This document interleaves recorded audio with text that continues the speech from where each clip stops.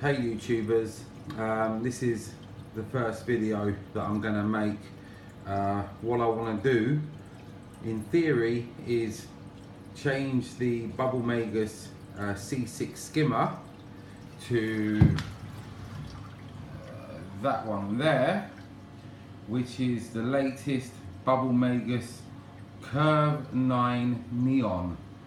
I mean, that is a big baby. Having a look around this one here, what you'll notice straight away is the neon plastic now that Bubble Magus have put on, which really does ping underneath your blue lights in your sump, and they've got a nice cog set up at the bottom here to reduce or increase the water flow into the skimmer. It is a big boy. So with the Bubble Magus C6 that I've had installed for a while, I mean, I can't really fault it. It's been a fantastic skimmer, and I've not had a lot of luck with skimmers. I'll tell you about the setup that I've got running at the moment in my sump. So what you'll be able to see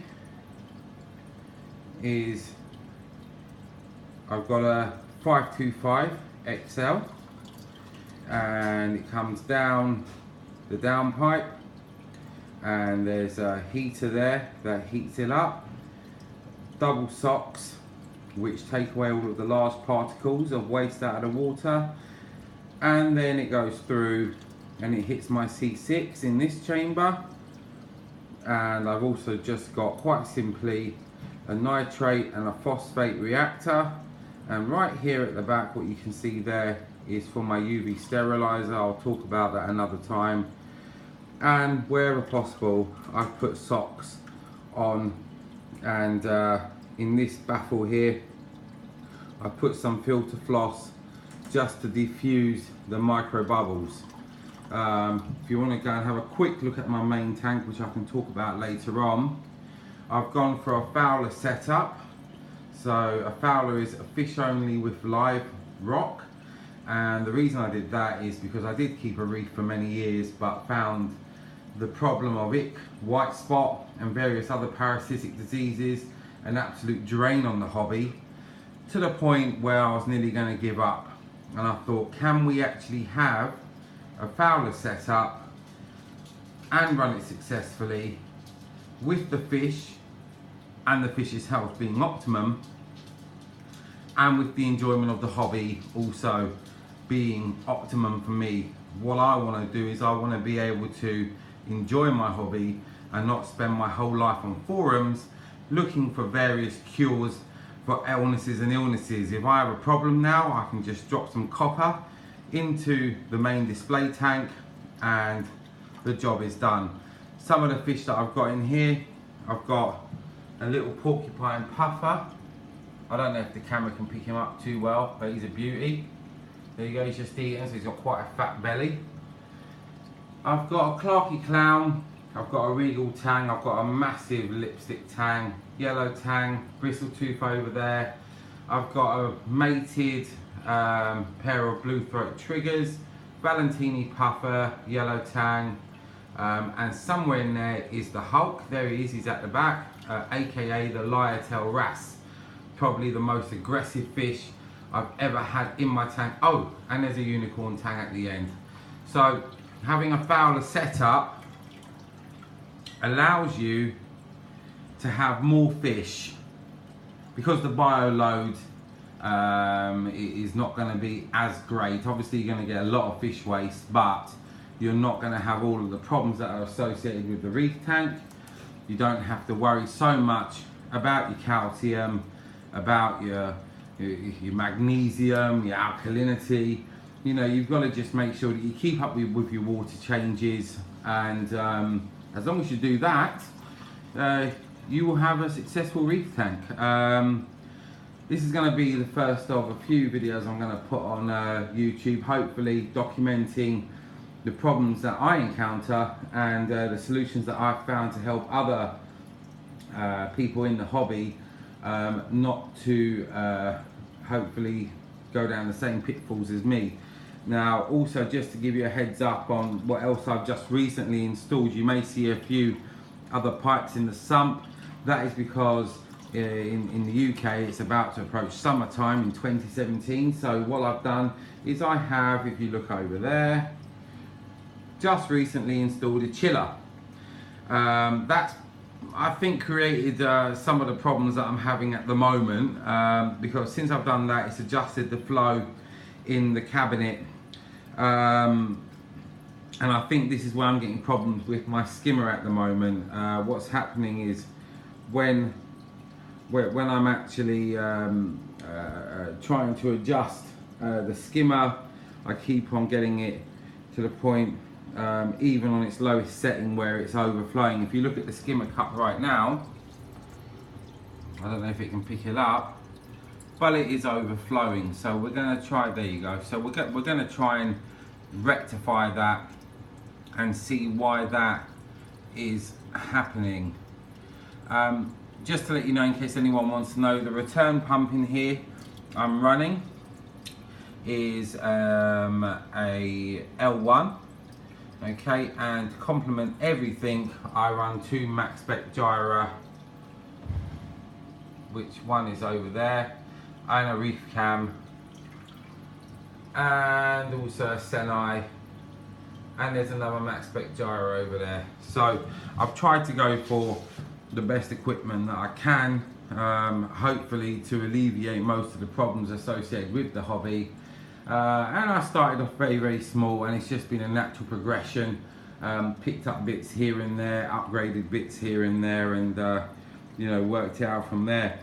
If there's any help that I can give anyone, leave a comment, and you know, I'll try my hardest, you know, to help you. And if I don't know the answer, I'll probably know someone that does, and then we can answer your question and hopefully keep you moving on in the right direction. So, as I say, at the moment the problem is I installed the G9, and although it's new and I'm expecting it to over skim, it was over skimming to the point where it was like a flipping volcano.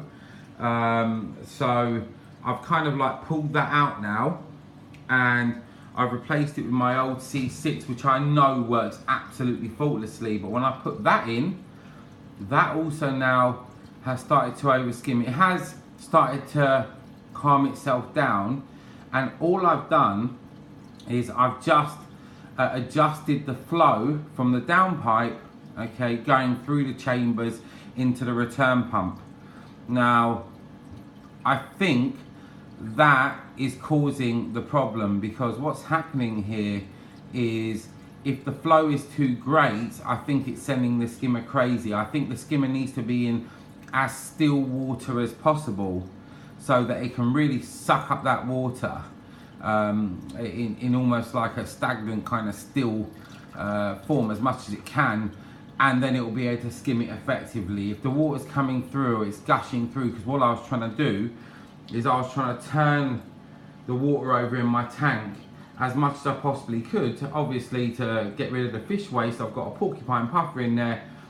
There he is, little fat thing at the back there, that loves to make a mess. I mean, this porcupine does not know how to take a bite of food and swallow it. What it does know, where is he? What he does know is he knows how to grab a bite of food, chew it, spill it out, then grab another bite, chew it and spill it out, and then grab another bite, chew it and spill it out. That's making a mess all around the tank. So I wanted to get that sucked out as quickly as possible, obviously to reduce the nitrate levels. Although my Senai does measure the ammonia, and I know ammonia is pretty much zero in the tank, nitrate, you know, there is a trace in there. You would expect that with a fish only setup anyway, so it's nothing to be alarmed by, but you know, I want to make sure that my nitrate levels are as low as possible. So that's that. We can talk about that in another video, but for now we need to work out the problem. Why is the skimmer overflowing? Now, when I first put the G9 in, this one, when I first put this in, For the first day, there was no issues. But then for the first day when I put it in, I didn't have that installed. So what I did is I had to create almost 12, 13 foot of tubing for that chiller over there, and run it behind the tank to come through, and then obviously attach one end to the return pump and the other end would go straight to the out pipe, the return pipe. As soon as I've done that, that skimmer down there has started to volcano on me. When I say volcano, it's like a volcano erupting, even on its lowest setting. So it's got to be down to dialing in, it's got to be down to fine tuning, but I can't even get to that stage unless I can first bring the bubbles to a reasonable level. Now, you know, people say, well, raise the skimmer. Well, you know, look, it's sitting in the optimum amount of water. The recommended manufacturer's water level is 24 to 27 centimeters, and mine's sitting about 25.5. So, excuse me, that's certainly not the issue. And if I raise it up, it's a big old skimmer there. Just to give you an idea, if I show you a comparison between the two cups, if I put that cup there, like that. Okay, so cup number one, cup number two. Number one, number two. I would say that that is almost double the size. Have a look at it. You can see why I got it though. It is a beautiful piece of kit in neon, and underneath the blue lights it really does ping. So it's one of those ones really. If we have a look at the skimmer cup now I've adjusted the water. So remember, all I've done at the moment is I have adjusted the amount of water coming down the down pipe over there, and I've adjusted the amount of water, or the speed of the water it takes to go back up to the return pipe. Okay, so we can have a look at the back of the tank and see where it's sitting, which is absolutely fine. So you want the water not at the top there, so it's sucking in through this pipe. You want it about halfway down. If I feel down there, it is about halfway down. So that to me shows that that is absolutely fine. And as soon as we've done that, if we open up the collection cup,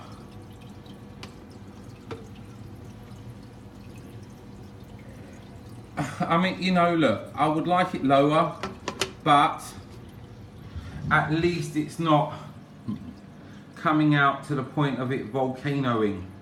So what I'm going to do next is I'm going to put the neon skimmer back in, and then we will try it all over again.